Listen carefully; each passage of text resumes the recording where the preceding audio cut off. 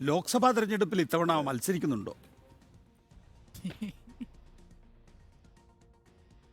നികേഷ് ഇത്തരം ചോദ്യങ്ങൾ എന്നോട് ചോദിക്കരുത്.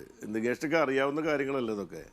മത്സരിക്കും എന്നാണോ? നികേഷിനൊക്കെ ഇവിടെ ഇരിക്കുന്നത് നിങ്ങൾക്ക് 4 പേർക്കും സ്ഥാനാർത്ഥി നിർണയം എങ്ങനെയാണ് പാർട്ടിയിൽ സ്ഥാനാർത്ഥി നിശ്ചയിക്കുക എന്നൊക്കെ നിങ്ങൾക്ക് നന്നായിട്ട് അറിയുന്നതല്ല. അപ്പൊ അത്തരം ചോദ്യങ്ങൾ ഒഴിവാക്കുന്നതല്ലേ നല്ലത്. എന്നാലും തന്ത്രപ്രധാനമായ സ്ഥലത്താണ് അറിയാമല്ലോ സുനിൽകുമാർ താങ്കൾ ഇരിക്കുന്നത്. പാർട്ടിക്ക് തൃശൂർ എടുക്കാൻ സുരേഷ് ഗോപി ഇറങ്ങുന്നു. ഇപ്പോൾ ദാ മോദി പ്രധാനമന്ത്രി അടുത്ത യാത്രയുമായി വരികയാണ്. അപ്പോൾ തൃശൂർ മണ്ഡലത്തിന് വേണ്ടി പ്രധാനമന്ത്രി 3 തവണയൊക്കെ എത്തുന്നു എന്ന് പറയുമ്പോൾ അവിടുത്തെ തിരഞ്ഞെടുപ്പ് എങ്ങനെയായിരിക്കും? സ്ഥാനാർത്ഥിയാണോ എന്നുള്ള കാര്യം അത് ചോദിക്കുന്നില്ല, അവിടെ നിൽക്കട്ടെ. അതെല്ലാവർക്കും അറിയാം താങ്കൾ പറഞ്ഞതുപോലെ. അല്ല, നരേന്ദ്രമോദിക്ക് BJPക്കും കേരളത്തിൽ പ്രത്യേകമായ താല്പര്യമുണ്ടെന്നുള്ള കാര്യം നമുക്കൊക്കെ അറിയാം. ഇപ്പോൾ ഇത് ആദ്യമായിട്ട് തുടങ്ങുന്നതല്ലല്ലോ. കുറേ കാലങ്ങളായി കേരളത്തിൽ ഏതെങ്കിലും തരത്തിൽ അവർക്ക് കടന്നു കയറാൻ. അവരിപ്പോൾ BJP ഇവിടെ ഇല്ല എന്നല്ല അർത്ഥം. BJPക്ക് വോട്ടുണ്ട്, പക്ഷേ BJPക്ക് പാർലമെൻ്ററി ജനാധിപത്യത്തിൽ കേരളത്തിലൊരു സ്ഥാനമില്ലാത്ത പാർട്ടിയാണ് BJP. അവർ സ്വാഭാവികമായിട്ടും അവരുടേതായ രീതിയിൽ പ്രത്യേകിച്ച് കേന്ദ്രം ഭരിക്കുന്നവരാണ്. 2024 അവർക്ക് വീണ്ടും അധികാരത്തിൽ വരണം എന്ന നിലയിലുള്ള വലിയ ക്യാൻവാസിൽ പ്രവർത്തനം നടത്തുമ്പോൾ അവർക്ക് കേരളം ഒഴിവാക്കാൻ കഴിയില്ല. പ്രത്യേകിച്ച് നരേന്ദ്രമോദി തന്നെ അദ്ദേഹത്തിൻ്റെ ഇൻ്റർവ്യൂവിൽ പ്രത്യേകം പറഞ്ഞ ഒരു സ്ഥലം കേരളമാണ്. ഇടതുപക്ഷത്തെ പറ്റി പറയുമ്പോൾ അദ്ദേഹം പറഞ്ഞൊരു കാര്യം, ഇടതുപക്ഷം വളരെ ഒരു അവഗണിക്കപ്പെടുന്ന ഒരു സംഗതിയാണ്. കേരളം പോലുള്ളൊരു ചെറിയ സംസ്ഥാനത്ത് മാത്രമേ അവരുള്ളൂ. പക്ഷെ അവിടെ രാഷ്ട്രീയം വളരെ അപകടകരമായ രാഷ്ട്രീയമാണ് എന്നൊരു കോംപ്ലിമെൻ്റ് അദ്ദേഹം ഇടതുപക്ഷത്തിൽ തരികയുണ്ടായി.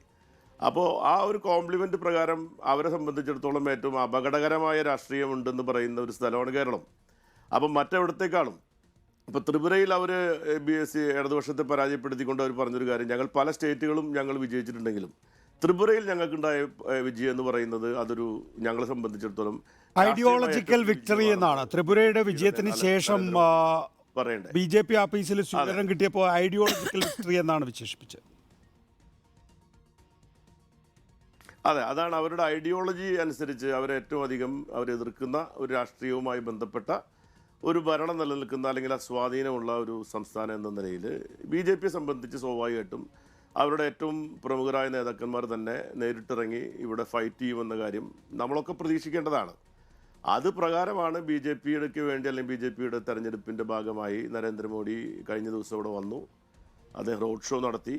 ഇപ്പോൾ വീണ്ടും അദ്ദേഹം 16-ാം തീയതി എറണാകുളത്ത് റോഡ് ഷോ നടത്തുന്നു. ഗുരുവായൂർ അദ്ദേഹം വരുന്നുണ്ട് എന്നുള്ളതും നമുക്കറിയാം. അവിടെ മറ്റെന്തെങ്കിലും പരിപാടി ഉണ്ടോ, സ്വകാര്യ പരിപാടിയാണോ എന്ന് നമുക്കറിയില്ല. എന്തായാലും ഈ നരേന്ദ്രമോദിയുടെ പറച്ചിലുകളൊക്കെ നടക്കട്ടെ, അത് ആ വഴിക്ക് പോകട്ടെ. നരേന്ദ്രമോദി അങ്ങനെ നരേന്ദ്രമോദിയുടെയും അമിത്ഷായുടെയും BJPയുടെയൊക്കെ ഒരു പ്രോജക്റ്റാണ് തൃശ്ശൂർ എന്ന് പറയുന്നത്.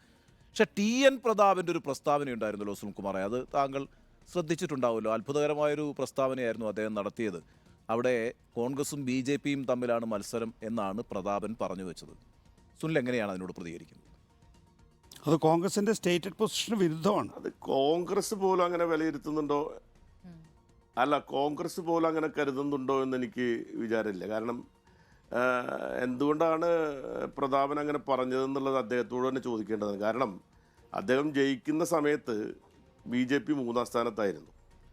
അപ്പോൾ 5 കൊല്ലം കൊണ്ട് അദ്ദേഹം ഇന്ത്യ മുഴുവനും ഏറ്റവും ശക്തമായി എതിർക്കുന്ന അദ്ദേഹത്തിൻ്റെ ഏറ്റവും വലിയ എതിരാളികളായിട്ടുള്ള പാർട്ടി അദ്ദേഹത്തിൻ്റെ മണ്ഡലത്തിൽ 2-ാം സ്ഥാനത്തെത്തി എന്ന് അദ്ദേഹം പറയുമ്പോൾ ആ മണ്ഡലത്തിലെ മതേതര വിശ്വാസികളായ ആളുകളെ അത് അപഹസിക്കുന്നതിന് തുല്യമായിട്ടുള്ള ഒരു സ്റ്റേറ്റ്മെൻറ്റായി അദ്ദേഹത്തിന് തന്നെ മനസ്സിലാകുമെന്നാണ് ഞാൻ വിചാരിക്കുന്നത്.